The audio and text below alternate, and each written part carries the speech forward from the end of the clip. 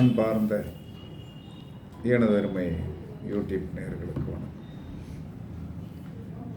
எல்லா மனிதனுமே என்ன சொன்னா தன்னுடைய யோகத்தை இயக்க வேண்டும், யோகத்தை இயக்கணும். நம்முடைய யோகத்தை இயக்கணும். என்ன அவனுக்கு என்ன ஒரு யோகம் இருக்குது அப்படின்னு சொல்லுவாங்க இல்லையா? எப்பயும் என்ன சொன்னாங்கன்னா நம்ம யோகி அவயோகின்னு பேசிகிட்டு இருக்கோம். அப்போ இந்த யோகி அவயோகிக்கு உண்டான கிரகத்தை எப்படி இயக்குவது என்பது தெரியாது. சரியா? அந்த 27 யோகங்களுக்கும் என்ன சொல்கிறாங்கன்னா நான் சொல்கிறேன். விஸ்கம்ப நாம யோகத்தில் போய் பிறந்தவர்கள் தன்னுடைய யோகத்தை இயக்குவதற்கு என்ன செய்யணும் அப்படின்னா, தினமும் ஊனமுற்ற ஒரு நபருக்கு உணவு தானம் பண்ணும். விஸ்கம்ப நாம யோகத்தில் பிறந்தவர் தினமும் ஊனமுற்ற ஒரு நபருக்கு உணவு தானம் பண்ணணும். பிரீதி நாம யோகத்தில் ஒருத்தர் போய் பிறந்தாச்சுன்னா படிக்கின்ற பள்ளி குழந்தைகளுக்கு ஒரு பேனா, பென்சில், அழிரப்பல் இது எப்படி வாரத்தில் ஒரு முறை கரெக்டாக விஸ்கம்ப நாம யோகத்தில் பிறந்தவர் சனிக்கிழமை என்ன செய்யணும்? சனிக்கிழமை இந்த ஊனமான நபருக்கு தானம் பண்ணாலே போதும். பிரீதி நாம யோகத்தில் போய் பிறந்தவர் புதன்கிழமை ஏதாவது பள்ளியில் படிக்கின்ற குழந்தைகள் ஸ்கேலு, அழிரப்பரு இந்த மாதிரி கண்டிப்பாக தானம் பண்ணணும். கல்வி சார்ந்த உதவி அப்படின்ட்டு. ஆயுஷ்மான் நாம யோகத்தில் போய் பிறந்தவர்கள் என்ன சொன்னாங்கன்னா திங்கட்கிழமை தண்ணீர் தானம் பண்ணணும். ஆயுஷ்மான் நாம யோகத்தில் போய் பிறந்தவர்கள் திங்கட்கிழமை தண்ணீர் தானம் கண்டிப்பாக பண்ணணும். சௌபாக்கிய நாம யோகத்தில் யார் பிறந்திருந்தாலும் தன்னுடைய மனைவிக்கு வெள்ளிக்கிழமை பூ வாங்கி கொடுக்கணும். சௌபாக்கிய நாம யோகத்தில் போய் பிறந்தவர்கள் என்ன செய்யணும்? வெள்ளிக்கிழமை தன்னுடைய மனைவிக்கு பூ வாங்கி கொடுக்கணும். சரி, சௌபாக்கிய நாம யோகத்தில் நாங்கள் பெண்கள் பிறந்திருந்தால் என்ன சொல்லலாம்? வெள்ளிக்கிழமை என்ன சொல்லலாம்னா கணவனுக்கு வெள்ளிக்கிழமை தன்னுடைய கணவனுக்கு அவருக்கு பிடித்தமான உணவை என்ன சொல்கிறாங்கன்னா அன்றைக்கு செய்து கொடுத்து தன்னுடைய கணவனுக்கு செய்து கொடுத்து பூவை நம்ம மல்லிகைப்பூவை கணவரை வாங்கி வர சொல்லி மனைவி அவர் கையால் தலையில் வைக்க வேண்டும். அப்போ அந்த யோகம் வேலை செஞ்சிடும். சோபானம் என்று சொல்லக்கூடிய யோகத்தில் போய் பிறந்தவர்கள் ஞாயிற்றுக்கிழமை சிவன் கோவிலுக்கு தேனபிஷேகம் பண்ணுங்கள். யோகமானவர்களாக வந்து விடுவீர்கள். அதிகண்ட நாம யோகத்தில் யார் பிறந்திருந்தாலும்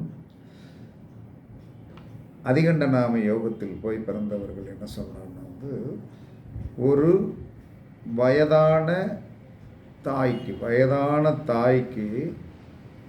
பால் சோறு கொடுக்கும். வயதான தாய்க்கு என்ன சொன்னாலும் சாதாரணமாக என்ன சொன்னாலும் ஒரு சாப்பாடு வாங்கி வயதான தாய்க்கு அதிகண்ட நாம யோகத்தில் போய் பிறந்தவர்கள் ஒரு வயதான தாய்க்கு திங்கட்கிழமை சாதம் வாங்கி கொடுங்க. அது பருப்பு சாதம் நல்லா வாங்கி கொடுங்க. சுகர்ம நாம யோகத்தில் போய் பிறந்தவர்கள் செவ்வாய்க்கிழமை சுகர்ம நாம யோகத்தில் போய் பிறந்தவர்கள் செவ்வாய்க்கிழமை முருகப்பெருமானை பார்த்து என்ன சொல்கிறாங்கன்னா ஒரு செவர்லி மாலை போட்டு வாருங்கள். திருதி நாம யோகத்தில் போய் பிறந்தவர்கள் பாம்பு புற்றுக்கு போய் ஒரு முட்டை வைத்து விட்டு வாருங்கள். சூழ நாம யோகத்தில் போய் பிறந்தவர்கள் வியாழக்கிழமை தட்சிணாமூர்த்திக்கு என்ன சொன்னா மஞ்சள் வஸ்திரம் சாத்தி வாருங்கள். கண்ட நாம யோகத்தில் போய் பிறந்தவர்கள் சனிக்கிழமை வயதான என்ன சொல்கிறான்னா ஒரு தாத்தா ஸ்டேஜில் இருக்கிறவருக்கு என்ன சொல்கிறான்னா உணவு வாங்கி கொடுங்கள். சனிக்கிழமை வயதான ஒரு பெரியவருக்கு உணவு வாங்கி கொடுங்கள். விருத்தி நாம யோகத்தில் போய் பிறந்தவர்கள் ஞாயிற்றுக்கிழமை சூரிய பகவானுக்கு செவ்வரளி மாலை போட்டு வணங்கி வாருங்கள்.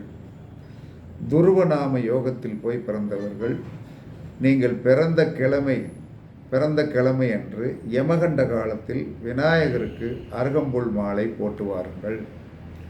வியாகதம் நாம யோகத்தில் போய் பிறந்தவர்கள் வெள்ளிக்கிழமை மகாலட்சுமிக்கு என்ன சொல்கிறாங்கன்னா மறிக்கொழுந்து, வியாகத நாம யோகத்தில் போய் பிறந்தவர்கள் வியாழக்கிழமை மகாலட்சுமிக்கு மறிக்கொழுந்து மாலை போட்டு இத்தனைக்கான என்ன சொல்கிறாங்கன்னா பொங்கல் வைத்து வழிபாடு பண்ணுங்கள்.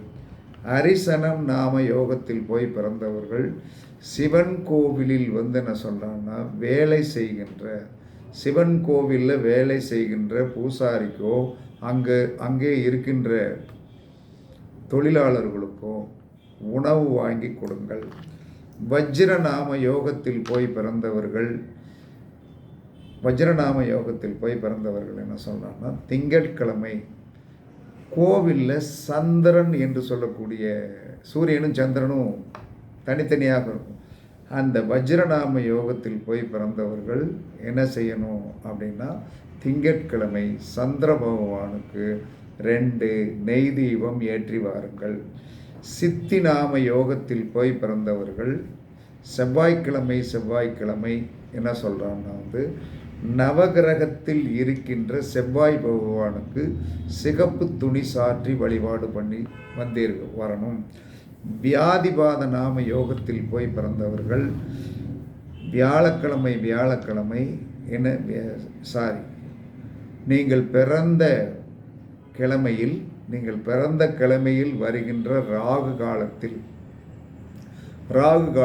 என்ன சொல்கிறான்னா இந்த லெப்ரசி அப்படின்னு சொல்லக்கூடியது. இப்போ அதை தேடி போகணும்.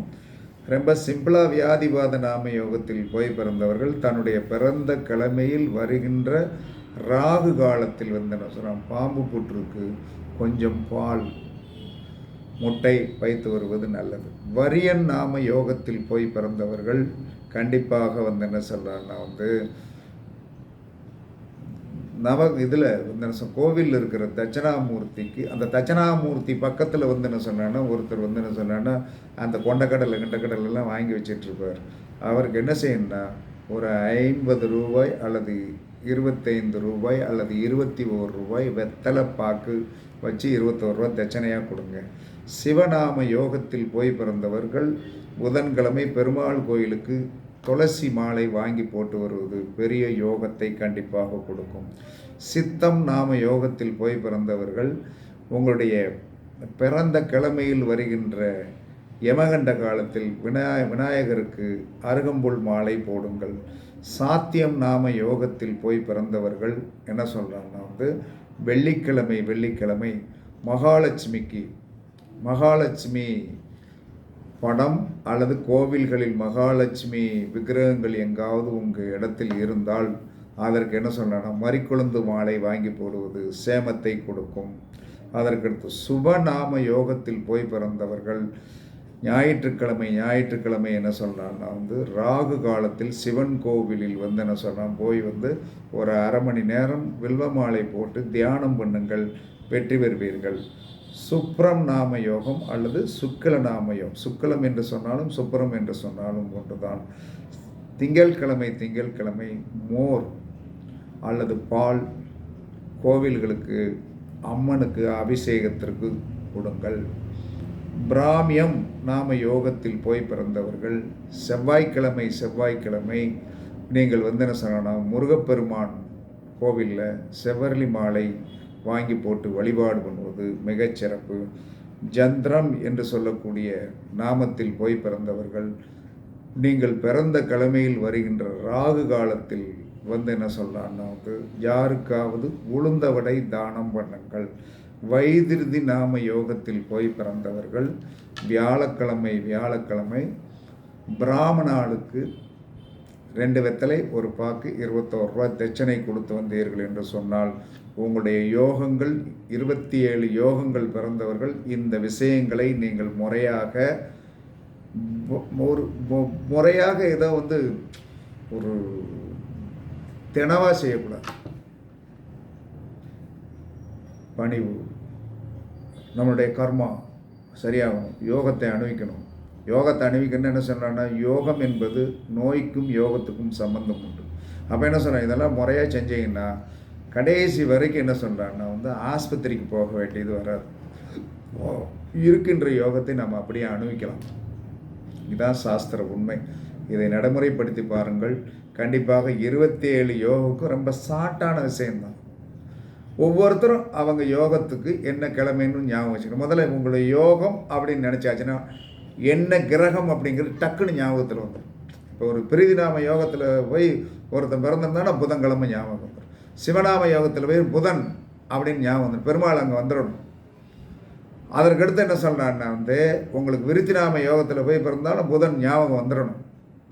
அப்போ வந்தாச்சுன்னா தான் நமக்கு அது உடனே கிளிக் ஆகும், நமக்கு லிங்க் ஆகும். இதெல்லாம் முறையாக நீங்கள் செய்தீர்கள் என்று சொன்னால் வாழ்க்கை சிறப்பாகத்தான் இருக்கும், எந்த பிரச்சனையும் இருக்காது. கண்டிப்பாக கஷ்டப்படாமல் இருப்பீர்கள் என்று கூறி உங்களிடமிருந்து விடைபெறுவது சிப்பி பாறை ஜோதிடரசு ஆதி ராகவன் ஜெயபாலாஜி. சுகமே சூழ்க, சுகமே சூழ்க. வாழ்க வளமுடன், வாழ்க வளமுடன். வணக்கம், வணக்கம், வணக்கம், வணக்கம்.